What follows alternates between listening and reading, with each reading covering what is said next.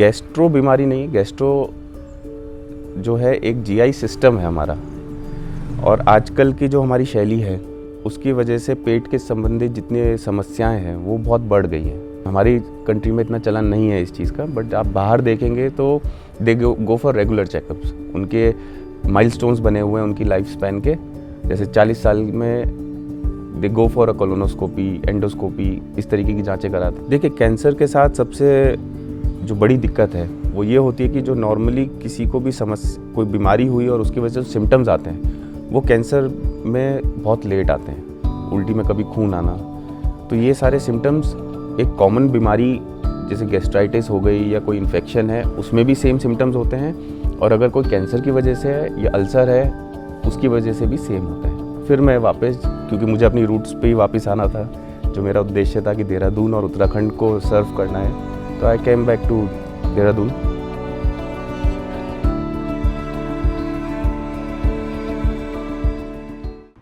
नमस्कार, बारामासा ओपीडी में आपका एक बार फिर से स्वागत है। अपने इस खास कार्यक्रम में हम आपकी मुलाकात एक विशेषज्ञ डॉक्टर से कराते हैं। आज इस कार्यक्रम में हमारे साथ मौजूद हैं अरिहंत सुपर स्पेशलिस्ट हॉस्पिटल के संस्थापक और चेयरपर्सन मिस्टर अभिषेक जैन। डॉक्टर साहब, बारामासा में आपका बहुत बहुत स्वागत है। नमस्कार सर, गेस्टों से और तमाम हेल्थ से जुड़े सवालों से आपके जवाब लेंगे। उससे पहले आपकी पर्सनल लाइफ के बारे में जानते हैं कि किन शहरों में आपका बचपन बीता और कहाँ से आपने पढ़ाई करी और फिर मेडिकल लाइन में आना कैसे हुआ। पहले तो कमजल मैं आपका और आपकी पूरी बारामासा टीम का धन्यवाद देना चाहूँगा कि आपने मुझे आमंत्रित किया अपने चैनल पे, और आप लोगों को बधाई भी देना चाहूँगा कि जिस हिसाब से आप ये रन कर रहे हैं ये कमेंडेबल है, और congratulations to you all. And जहाँ तक मैं पला बड़ा देहरादून में ही हुआ हूँ, और एक हमारा जो बैकग्राउंड रहा है फैमिली का, एक बिज़नेस फैमिली वाला बैकग्राउंड रहा है, और उस बैकग्राउंड के होते हुए जब मैं 8वीं 9वीं क्लास में था तो मेरा इंक्लिनेशन टूवर्ड्स मेडिकल फील्ड या डॉक्टरी की तरफ जो है थोड़ा सा झुकाव बनने लगा था, और उसी को ही फिर आगे मैंने कंटिन्यू किया। यहाँ पे सेंट थॉमसेस स्कूल में, कॉलेज में मैं पढ़ाई करी है 12वीं तक की। उसके बाद मैंने MBBS करी है हिमालयन इंस्टीट्यूट से, और हिमालयन इंस्टीट्यूट से करने के बाद मैं साल 1.5 साल जो है मैंने CMI हॉस्पिटल में एज अ हाउस जॉब भी किया है। उसके बाद से फिर मैं देहरादून से बाहर ही रहा हूँ मोस्ट ऑफ द टाइम। मैंने अपनी MS पूना से करी है, और पूना से MS करने के बाद मैं वापस देहरादून आया था, मैं इंद्रेश ज्वाइन किया था एज अ सर्जन, और उसके बाद again I went back to Pune. वहाँ पे मैंने एडवांस सर्ज, क्योंकि मेरे को हमेशा से एक बेसिक सर्जरीज़ का नहीं, मैं चाहता था कि उत्तराखंड में और देहरादून में स्पेशली हम एडवांस सर्जरीज़ को लाएं। ये मैं उस टाइम की बात कर रहा हूँ जब यहाँ पे इतने एडवांस्ड सर्जरीज़ और इतने एडवांस मेडिकल मैनेजमेंट के लिए सुविधाएं नहीं थी। अब देहरादून की स्थिति अलग हो चुकी है, अब तो काफ़ी एडवांसमेंट हो चुका है, उस टाइम पे नहीं था। तो उसके लिए, उसकी शिक्षा के लिए, उसके लर्निंग के लिए मैं पूना वापस चला गया था। वहाँ पे 2 साल रहने के बाद फिर वहाँ से मैं मिलान, इटली में मिलान स्कूल ऑफ सर्जरी है, which is one of the oldest medical surgery का जो टीचिंग स्कूल है। तो वहाँ पे I joined for advance abdominal onco surgery and advance laparoscopy. उसके बाद वहीं पे ही कुछ टाइम प्रैक्टिस करके फिर मैं वापस, क्योंकि मुझे अपनी रूट्स पे ही वापस आना था, जो मेरा उद्देश्य था कि देहरादून और उत्तराखंड को सर्व करना है, तो I came back to Dehradun. और फिर मैंने यहाँ पे as a private practitioner CMI hospital और RG स्टोन हॉस्पिटल था, वहाँ पे प्रैक्टिस करी। और उसके बाद 2015 में हमने अरिहंत की शुरुआत करी। अरिहंत जो है हमने एक छोटे से 5 बेड के हॉस्पिटल से स्टार्ट किया था। ये हरिद्वार रोड पे LIC के जो मेन ऑफिस है उसके ठीक सामने। तो मैं और मेरी वाइफ डॉक्टर विदुषी ज्याला जैन, जिन्हें काफ़ी लोग अब जानते हैं, and she has been my main support throughout my journey. तो एक होता है जर्नी जब आप डॉक्टर बन गए और प्रैक्टिस में आए, तब से सपोर्ट की बात होती है, और मेरे लिए वो सपोर्ट जो है फ्रॉम माई कॉलेज डेज़ हैं। हम लोग साथ ही में थे, बैचमेट्स। तो वहाँ से शुरुआत हुई, और धीरे धीरे करके अब हम जो है 5 साल हमने अपनी पहचान, अरिहंत की पहचान बनाने में उस छोटे सेंटर में लगाए, मेहनत करी, सर्व किया लोगों को, और उनका प्यार और उनका जो ट्रस्ट है वो जब हमें मिलने लगा तो फिर हमने पिछले 2 साल से अरिहंत हॉस्पिटल, जिसको आप आज देखते हैं, उसकी स्थापना करी थी। तो 2 साल से हम उसको रन कर रहे हैं और इसके आगे की भी जर्नी है तो मेरे ख्याल से शायद आप लोग जानना भी चाहेंगे और हम आगे बात भी करेंगे उसके बारे में। तो ये एक मेरा बचपन रहा है। बचपन में आप कह सकते हैं कि फैमिली जो कि एक बिज़नेस बैकग्राउंड की फैमिली होती है उसमें अलग हट के कुछ करने में थोड़ी डिफ़िकल्टी तो आती है, बट डिफ़िकल्टी हर चीज़ में होती है और डिफ़िकल्टी को फेस करके और उसको अपॉर्चुनिटी में बदलना, that is the main crux. आप अगर वो फॉलो होता रहता है तो आप आगे प्रोग्रेस करते रहते हैं। सर आपसे और सवाल जानने से पहले मैं अपने दर्शकों को बता दूं, डॉक्टर अभिषेक जैन एक सीनियर गैस्ट्रो सर्जन होने के साथ साथ पेट से संबंधित जो भी कैंसर्स होते हैं उनके भी एक स्पेशलिस्ट डॉक्टर हैं। तो सर लोगों से जुड़े हुए सवालों पे आते हैं। गैस्ट्रो किस तरह की बीमारी है और कब किसी को लगता है कि मुझे किसी गैस्ट्रो डॉक्टर को दिखाना चाहिए? देखिए, गैस्ट्रो बीमारी नहीं है, गैस्ट्रो जो है एक जीआई सिस्टम है हमारा, और आजकल की जो हमारी शैली है उसकी वजह से पेट के संबंधित जितनी समस्याएं हैं वो बहुत बढ़ गई हैं। चाहे आप सिंपल एक गैस्ट्राइटिस जैसे सिम्टम को लेके चलें या फिर कोई कैंसर है उसको लेके चलें, तो सारी समस्याओं का जो प्रेवलेंस है अब सोसाइटी में धीरे धीरे बढ़ता जा रहा है, जिसका मैं कहूँगा कि कॉज जो है वो हमारी जीवन शैली और जो हम अब वेस्टर्नाइज होते जा रहे हैं उसकी तरफ बहुत झुकाव बढ़ रहा है। जहाँ तक कब दिखाना चाहिए किसी डॉक्टर को उसकी बात है, तो जब आपको तकलीफ़ इतनी होने लगे कि आपको महसूस देने लग गई है, तो मेरे हिसाब से तो उसी टाइम ही जो परामर्श है वो एक स्पेशलिस्ट से होना चाहिए, सो दैट आप किसी चीज़ को उसके जब शुरुआती दौर है उसी में ही अगर पकड़ सकें तो वो that is the best management. क्योंकि जब मैं यूरोपियन कंट्रीज, हमारी कंट्री में इतना चलन नहीं है इस चीज़ का, बट आप बाहर देखेंगे तो दे गो फॉर रेगुलर चेकअप्स। उनके माइलस्टोन्स बने हुए हैं उनकी लाइफ स्पैन के, जैसे 40 साल में they go for a colonoscopy, endoscopy, इस तरीके की जांचें कराते हैं। तो उसमें क्या होता है कि कोई बड़ी बीमारी है वो टाइमली पता चलती है और उसका टाइमली क्योर हो सकता है। वो हमारे अभी इंडिया में कह सकते हैं और उत्तराखंड में तो स्पेशली, क्योंकि भूगोलिक इतनी सारी तकलीफ़ें हैं यहाँ पे, तो उसकी वजह से अननोटिस निकल जाती है और जब बहुत बढ़ चुकी होती है तब हमें पता चलती है। तो कब दिखाना चाहिए इज़ अ मिसकंसेप्शन मैं बोलूँगा। जब आपको तकलीफ़ लग रही है, अगर आपको महसूस देने लग गया है कि कोई चीज़ तकलीफ़ दे रही है, तो इट्स बेटर टू शो, ताकि टाइमली इलाज हो सके। जी, भौगोलिक परिस्थितियों की आपने बात करी सर उत्तराखंड की। क्या लगता है सर कि जैसे आप यूरोपियन कंट्रीज़ में भी आ रहे हैं, बाहर से आपने पढ़ाई करी है, उत्तराखंड में आप गैस्ट्रो के जो पेशेंट मरीज होते हैं वो आप ज़्यादा दिखने लगे हैं या ये बीमारी आप ज़्यादा आने लगी है? इसके दो पहलू हैं। पहला पहलू तो ये है कि अब ज़्यादा डायग्नोसिस बनने लगे हैं क्योंकि मेडिकल एडवांसमेंट हो गया है।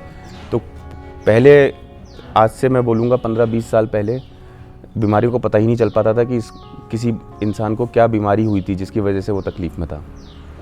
और बहुत सी बार आपने पहले सुना होगा कि पता नहीं सोए तो सही थे, सुबह उठे नहीं। आपने सुना होगा, बहुत कॉमन था पहले। तो ये एक पहलू है इसका एस्पेक्ट, क्योंकि अब डायग्नोसिस अच्छे बनने लग गए हैं, सुपर स्पेशलिस्ट डॉक्टर्स जो हैं इमीडिएटली अवेलेबल हैं, तो बीमारियों का पता ज़्यादा लगने लग गया है। बीमारियों का प्रेवलेंस ऑलमोस्ट बराबर ही था पहले भी।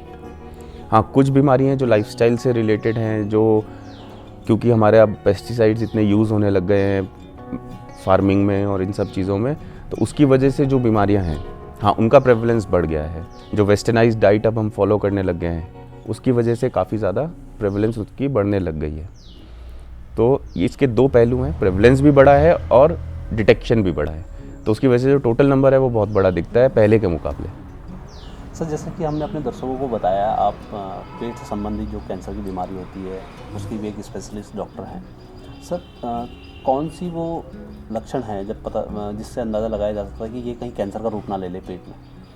देखिए, कैंसर के साथ सबसे जो बड़ी दिक्कत है वो ये होती है कि जो नॉर्मली किसी को भी कोई बीमारी हुई और उसकी वजह से सिम्टम्स आते हैं वो कैंसर में बहुत लेट आते हैं। जैसे कि दर्द, कहीं भी कोई गांठ बनती है, कुछ बनती है, कैंसर जिसकी वजह से बनी है, तो उसके वजह से दर्द होना और कुछ एकदम से बुखार आना, ये सब चीज़ें बहुत लेट होती हैं। जब वो कॉम्प्लिकेट हो जाता है या बहुत बड़े साइज़ में हो जाता है तब उसके सिम्टम्स आने शुरू होते हैं। हमारे जो डिक्टम हम लोगों को फॉलो करना चाहिए वो ये है कि अगर आपको कोई भी समस्या हो रही है, क्योंकि पेट से रिलेटेड जो भी समस्या है, जैसे कि पेट में मरोड़ आना या उल्टियाँ होना या बार बार गैस्ट्राइटिस होना या आपके जो मल है उसमें कालापन आना या उल्टी में कभी खून आना, तो ये सारे सिम्टम्स एक कॉमन बीमारी जैसे गैस्ट्राइटिस हो गई या कोई इन्फेक्शन है उसमें भी सेम सिम्टम्स होते हैं, और अगर कोई कैंसर की वजह से है या अल्सर है उसकी वजह से भी सेम होते हैं। तो जब भी कोई सिम्टम आता है उसमें हमारे को दिखाना चाहिए ताकि जांच हो सके और पता चल सके कि इन सिम्टम्स का कारण क्या है। अल्सर की आपने बात करी सर, क्या अगर किसी को अल्सर है और उसने इलाज करा लिया उसके बाद भी कैंसर होने के चांसेस रहते हैं? हाँ, उसमें रहते हैं।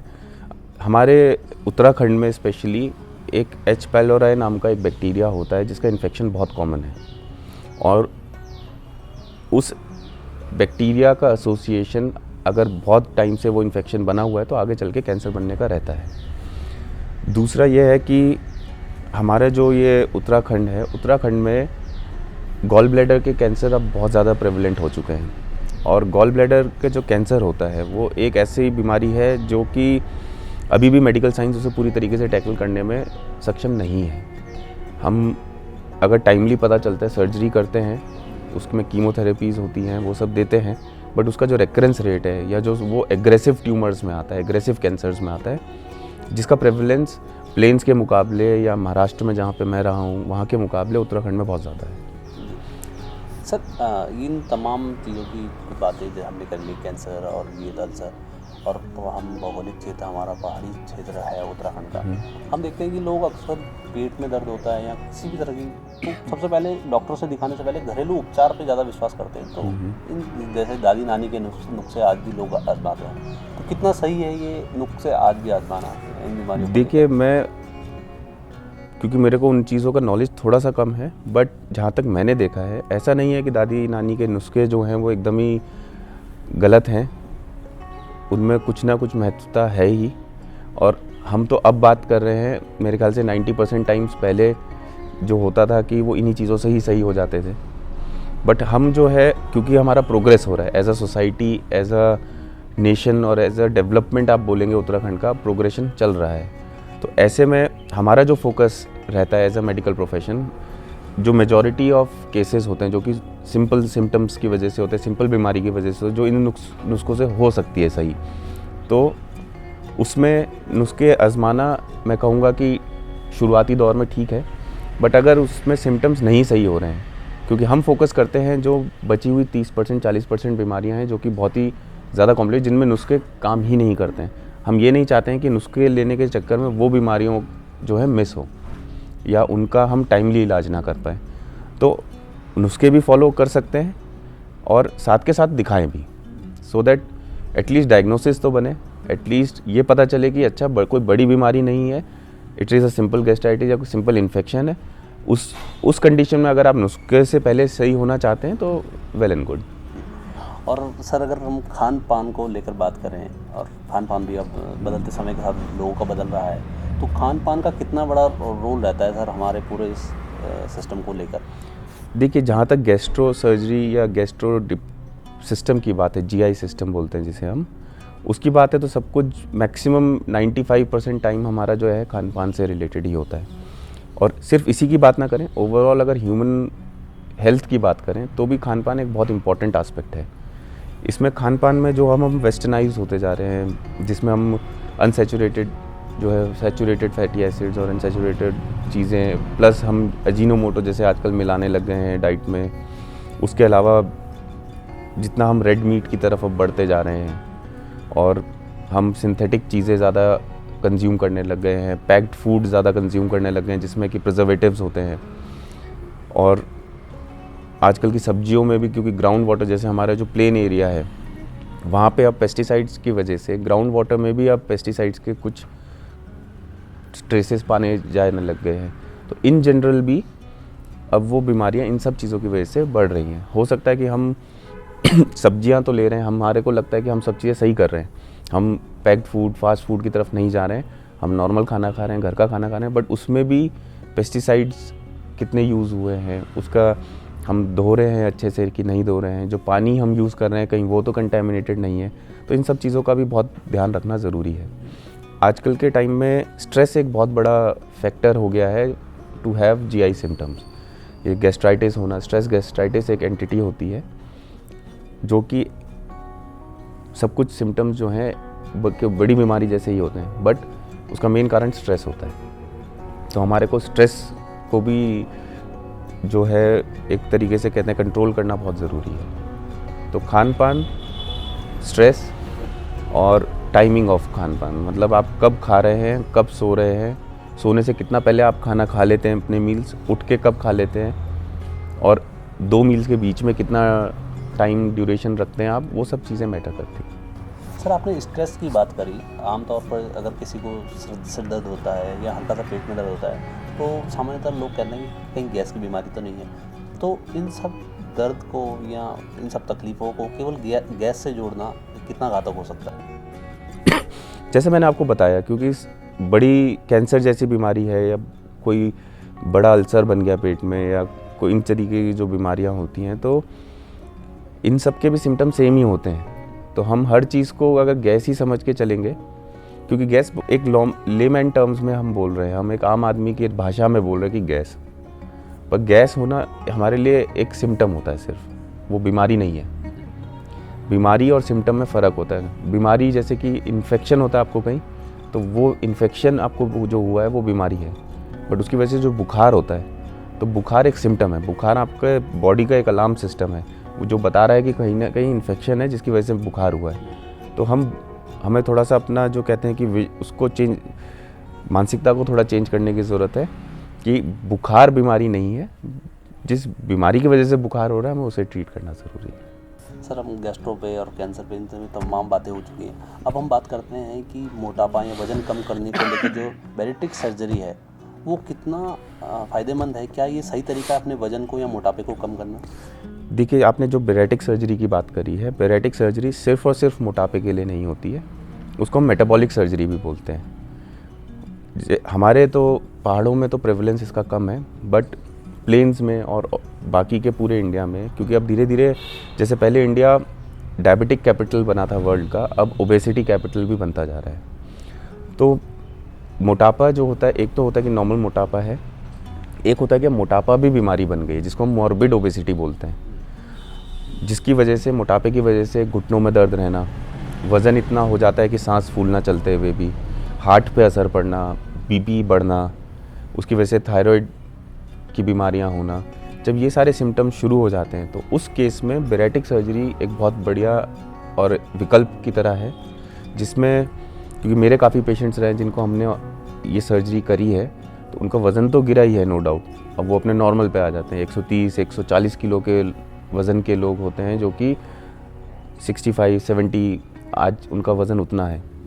तो एक वो एस्पेक्ट तो है ही। उसके साथ साथ जैसे थायराइड की कोई दवाई ले रहे होते हैं जिनकी डोजेस बहुत ज़्यादा होती है, वो बेसिक मिनिमम डोज पे आ जाती है। हाइपरटेंशन के लिए, बीपी के लिए 2-2, 3-3 गोलियां लेनी पड़ती हैं, वो भी एक गोली के उस पे आ जाते हैं। और आप एक ऐसे लेके चलिए कि अगर आप कोई भी मशीन है, अगर आप उस पर ज़्यादा वज़न डालेंगे, उस पर ज़्यादा वो करेंगे तो उसका वेयर एंड टेयर होगा। तो अगर आप 40-50 किलो अपने नॉर्मल वज़न से ज़्यादा अगर लेके चल रहे हैं बोझा, तो आपके हार्ट पे असर पड़ता है जिसका वेयर एंड टेयर जल्दी होता है, आपकी और ऑर्गन्स पे असर पड़ता है, लिवर पे, किडनी पे, आपके घुटनों पे असर पड़ता है। तो ये वेयर एंड टेयर है जिसको हमें टाइमली सही करना ज़रूरी है। और आजकल हम देख रहे हैं कि उसका प्रेवलेंस अब उत्तराखंड में भी बढ़ने लग गया है। इट माइट बी, एक तो लाइफस्टाइल चेंज है ही, दूसरा लैक ऑफ एक्सरसाइज जो कि पहले लोग बहुत करा करते थे अब नहीं होती है, और तीसरा माइग्रेशन भी है, क्योंकि अब प्लेन से और इधर से भी लोग काफ़ी माइग्रेट हो रहे हैं। तो अब ओवरऑल प्रेवलेंस उत्तराखंड का देखेंगे तो काफ़ी टाइम्स बढ़ चुका है मोटापे का, जो कि अब बीमारी बन चुकी है। तो morbid obesity is a bigger problem. बहुत से आपने देखे होंगे हेल्दी होते हैं, वज़न ज़्यादा होता है, बट दे आर एक्टिव, उनको कोई बीमारी नहीं है, कुछ नहीं है, एक्सरसाइज भी कर रहे हैं, सब कुछ कर रहे हैं, तो उसको हम मॉर्बिड ओबेसिटी में काउंट नहीं करते हैं। मॉर्बिड ओबेसिटी को काउंट करने का सबसे अच्छा एस्पेक्ट जो होता है वो होता है BMI, बॉडी मास इंडेक्स। तो वो अगर नॉर्मल रेंज से बड़ा हुआ है तो आपको इस चीज़ के लिए परामर्श करना चाहिए, दिखाएं, अपनी समस्या बताएं। क्योंकि काफ़ी बार होता है कि BMI नॉर्मल भी है बट उसको और बीमारियां हैं, क्योंकि ये मेटाबॉलिक सर्जरी है। बहुत सी बार हम टाइप 2 डायबिटीज़ जो होता है, डायबिटीज़ भी 2 तरीके का होता है, टाइप 1 टाइप 2। टाइप 2 डायबिटीज़ है और अनकंट्रोल्ड है, जिसकी वजह से और कॉम्प्लिकेशंस होने शुरू हो गए, तो भी हम बैरेटिक सर्जरी का सहारा लेते हैं और पेशेंट्स को ट्रीट करते हैं। सर, उत्तराखंड में की अगर हम बात करें तो देहरादून में तो आपकी सर्विसेज का लोग और पेशेंट यहाँ पे फ़ायदा ले रहे हैं। आपके कुछ फ्यूचर प्लान्स ऐसे भी हैं कि पहाड़ों पे आप हॉस्पिटल बनाएं या पहाड़ के लोगों को अपनी सर्विसेज दें? देखिए, जब मैंने प्रैक्टिस शुरू करी थी, जब अरिहंत शुरू किया था, तो तभी से हमारा ये था कि हम आउटरीच बढ़ाएं, लोगों तक जाएं, उनको सुविधाएं दें। तो हमारा शुरुआत से रहा है कि हर महीने 2 महीने में हम पहाड़ों पे कैंप लगाते हैं। मैं पर्सनली जाता हूँ हर कैंप में और वहाँ पे हम मरीजों को देखते हैं। कहीं कहीं पे जहाँ पे हमें लगता है कि बहुत ही अभाव है सुविधाओं का, तो वहाँ पे हम दवाइयाँ भी वितरित करते हैं फ्री में, और हमारी पूरी टीम जाती है। और हम इस संदर्भ में हम पूरे उत्तराखंड में हम सब जगह कैंप लगाते रहते हैं, एकदम इंटीरियर्स गाँव में जा के भी। तो मैंने ये देखा था, समस्या थी कि वहाँ पे अभाव तो है ही, अभाव के साथ साथ वहाँ पे आप कह सकते हैं एजुकेशन टूवर्ड्स योर हेल्थ, वो भी बहुत कमी है। तो उसको हमने पूरा करने की कोशिश करी थी। जब मैं यूरोप में था तो वहाँ पे भी सेम इसी तरीके का ही सिस्टम है। वहाँ पे भी बहुत बड़े बड़े हॉस्पिटल हर जगह नहीं है। तो मेन शहरों में बड़े हॉस्पिटल्स होते हैं, बट उनका जो ट्रांसपोर्टेशन सिस्टम है या जो आउटरीच है कि आप इमरजेंसी सर्विसेज और बेसिक सुविधाएं एकदम पहाड़ी इलाके में भी पहुंचाएं और फिर वहां से एक सेफ वे में ट्रांसपोर्टेशन करके उसका जो फाइनल इलाज होना है वो अपने मेन सेंटर में करें। तो इसी सिस्टम पे बाहर भी काम होता है। तो उसी को देखते हुए हमने अब शुरू किया है, जो मेरा विज़न था पहले से, बट अब हम उस स्थिति में आ चुके हैं कि अब हम इसको बढ़ा सकते हैं या अपने विज़न को पूरा करने की तरफ कदम बढ़ा रहे हैं। तो इसी उसमें हमने अब चमोली में एक हॉस्पिटल शुरू किया है। 50 बेडेड हॉस्पिटल है, अभी उसका कंस्ट्रक्शन चल रहा है, तो मेरे ख्याल से 2-3 महीने में हो सकता है वो पूरा शुरू हो जाए। और उसमें हम जो बेसिक सारी सुविधाएं होती हैं, हम स्पेशलिस्ट को वहाँ तक पहुँचा रहे हैं। तो surgeon, gynaecologist, paediatrician, physician, anaesthesia, critical care, ये सारे लोग हम वहीं पे ही स्टेशन कर रहे हैं। जैसा अरिहंत आप यहाँ देहरादून में देखते हैं, सेम उन्हीं सुविधाओं के साथ वहाँ पे भी हम शुरू कर रहे हैं, जिसमें हम सीटी स्कैन, अल्ट्रासाउंड, एक्सरेज, पूरी की पूरी पैथोलॉजी, ये सारी चीज़ें हम वहाँ पे सेट कर रहे हैं। तो इस संदर्भ में अब हमारा जब चमोली शुरू हो जाएगा तो मेरा विज़न है कि हम हर डिस्ट्रिक्ट को कवर करें, क्योंकि जितनी ज़्यादा सुविधाएं हम आउटरीच जहाँ तक पहुँच पाएंगे। तो अभी हमारा चमोली जो है एक तरीके से आप सोच सकते हैं टेस्ट रन है। अगर हम उसको अच्छे से मेंटेन, क्योंकि पहाड़ों में सबसे ज़्यादा दिक्कत आती है कि आप जो स्पेशलिस्ट डॉक्टर्स हैं और जो स्पेशलिस्ट स्टाफ है, सपोर्टिंग स्टाफ, उनको वहाँ पे सुविधा प्रोवाइड कराना और उनको वहाँ पे स्थिर तरीके से रोकना और उनको प्रैक्टिस कराने में, that is the main challenge.